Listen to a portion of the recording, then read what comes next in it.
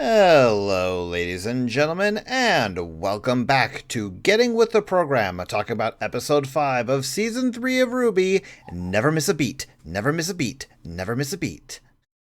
I am, of course, your ever-friendly Pokeprof, joined once again by Kitty Kross. Scarecrow. I'm going to smack you. And Ashen Sky. That makes both of you.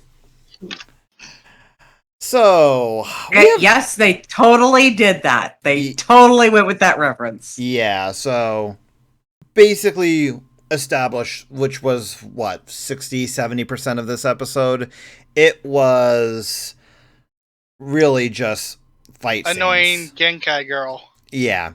So we have Weiss and we also have Yang fight off Freezer against fight off against Oh my god. Wow. Freezer Bird. Why didn't I not think of that? Go ahead. That's the official ship name, by the way. Wait, what? Yes. What? Sky, explain this. What? Oh, have you not seen the shipping chart for this show? I've seen the shipping chart for Pokemon, which is crazy enough. I didn't want to look at the shipping chart for RWBY. Oh, it goes down. It's so detailed. They've got shipping names for self ships. Oh my god, of course they would. I mean, if we could have frickin' Misty with the kitchen sink, why couldn't we have RWBY with Ruby? Oh my god. Anyway, as I was saying, good frickin' lord, this episode is already off to a wonderful start. Isn't it just? The actual episode starts off, because I actually forgot about it until the others distracted me and I looked. We actually start off the episode with Penny fighting in the tournament because, of course, you know, despite her being a robot, she's actually going and being part of Ironwood's group, which is the Kingdom of Atlas, I believe. Mm.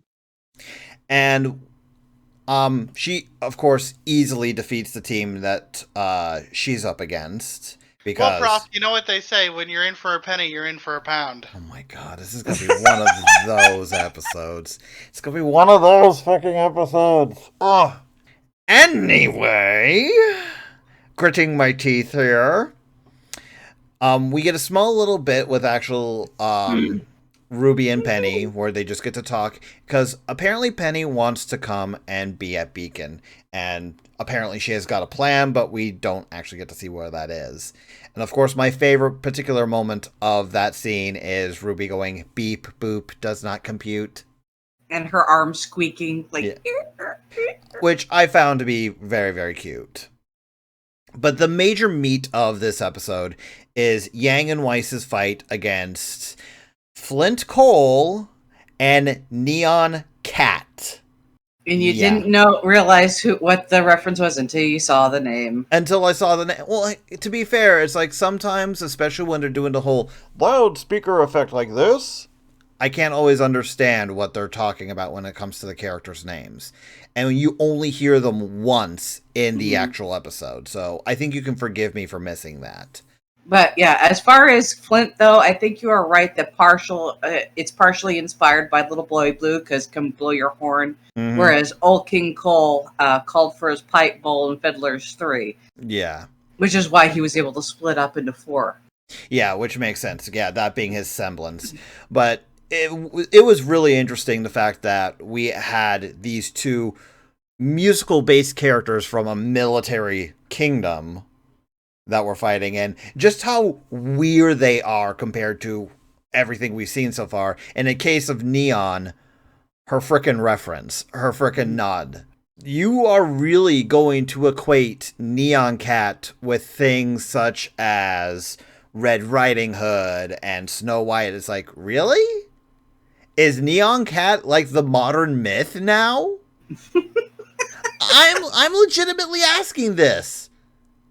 They take references from everywhere, honey, not just fairy tales and myths. Oh, I understand that. I mean, frickin' later on in this very fight scene, we have a reference to the Hulk where it's like, oh, Yang is getting angry and you wouldn't like her when she's upset. But, it's like there are some nods and references that I feel like it's like all the other characters so far have been very fairy tale and mythological inspired, right? Mm-hmm. So seeing an internet meme being added in as a full-on character is a little jarring with what they've established so far. I hate her though. She's like all the worst parts of Pinkie Pie. I was gonna say worst parts of Rainbow Dash, but that's neither here nor there. Really, what's perhaps the more interesting thing for me is for this particular fight scene is this is, I think, a good episode that actually shows how far Weiss has come from her initial episodes. Because, let's be entirely honest, her initial episodes was very much, I am a rich bitch who thinks I'm better than everyone else, right?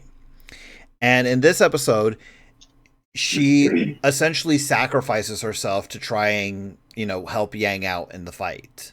To where, and not only just a sacrifice, it is a sacrifice that doesn't actually amount to anything. Mm. It defeats her, does not defeat the opponent she was trying to take down. Which it's like, for me as a writer, I love something like that. Because how often do you see people doing like the self-sacrifice and actually winning or whatnot? It is so rare to see a sacrifice that don't mean diddly squat. Yeah. So that honestly, in terms of writing for this show, has actually moved it up a notch in my personal opinion. But overall, what do you guys think of the fight? The fight was fun. It was kind of goofy, but it was fun. Mm-hmm. Mm-hmm. I definitely feel, and I also say with this particular episode, the music also worked well. It's like, because you remember how I said the last episode was the first time I felt like they actually used music well with the fight scenes. This episode also does that very well. Which, for me, I'm not sure what it is. It's like, before these two episodes in this series, the music never felt like it quite fit. It's like the show's always been searching for like that Go-Go Power Ranger-esque music to go along with, everyone fighting and doing all this stuff. But I don't know. Also, can I just say, I find it hilarious what I actually am looking at it through the wiki as far as what Flynn and Neon's team name is. They're known as Team Funky. Mm-hmm. It's like, wow. But then the actual episode goes and actually gives us a little bit of progress in, oh, shit's going to be going down for two reasons. The first is that we see Cinder going through all of the different, data she's been able to essentially hack into. And in particular, we get to see the blueprints for Penny. And that is a bad sign if she's able to go even further and hack into Penny herself, which I'm afraid might be exactly what she's planning on doing. She is that kind of a bitch, yes. That kind of a bitch, still with the voice of a 14-year-old. I'm sorry, that still bothers me. As a character, I feel like she should have a much deeper voice than she has. But other than that, we also get to see Crow talking with Oz, and we get to see the fact that apparently they are banking on finding someone. I'm not sure. I don't remember exactly what they were looking for, but they referred to a guardian and a maiden. Yeah. And they felt like they had found their maiden, I believe. And we get to see them focusing on Pure on that. And that is also when we found out exactly who, in terms of references, Crow and Ironwood are. Because you say found out, but we're drawing some... We're making some logical leaps here. Well, yes, but it's still a fact of... I sometimes I forget with this show that, every character apparently now is a reference. So it's like, I didn't think, oh, Ironwood and, you know, Crow being related to Oz. The Iron Woodsman and the Scarecrow. I did not put together, and quite literally, as the others could vouch for me, I just started cussing when that realization hit. When he started connecting the dots between Ironwood, Glenda, Crow. Yeah, so that definitely was a thing, but overall, though, this was more of just like an entertaining fight scene and then a little bit of plot, which I have a feeling that's what we're going to be getting for the next few episodes until the plot really goes, hey, it's time to pay attention to me now. So I guess we got to just enjoy the fight scenes because we're now getting into the point of the tournament where it's going to be just one-on-ones now, because I think we're starting to get to the end of the doubles matches here. So my assumption would be within like the next episode or two, we'll get to the singles and then crap starts happening. That would be my guess. Other than hating Neon and Flynn, Sky, any particular thoughts of the episode or what? Oh, I can see the train hurtling down the tracks towards the inevitable crash. Oh, good lord! And I still think that the stadium's going down. I'm with you on that. They have done this whole sky shot of it too many times to think otherwise myself. We'll just have to wait and see. Yeah. So, any final thoughts before we end it off then? Nope. All right then. With all that said, folks, we'll go ahead and see you next time. But until then, stay frosty. Later. See ya.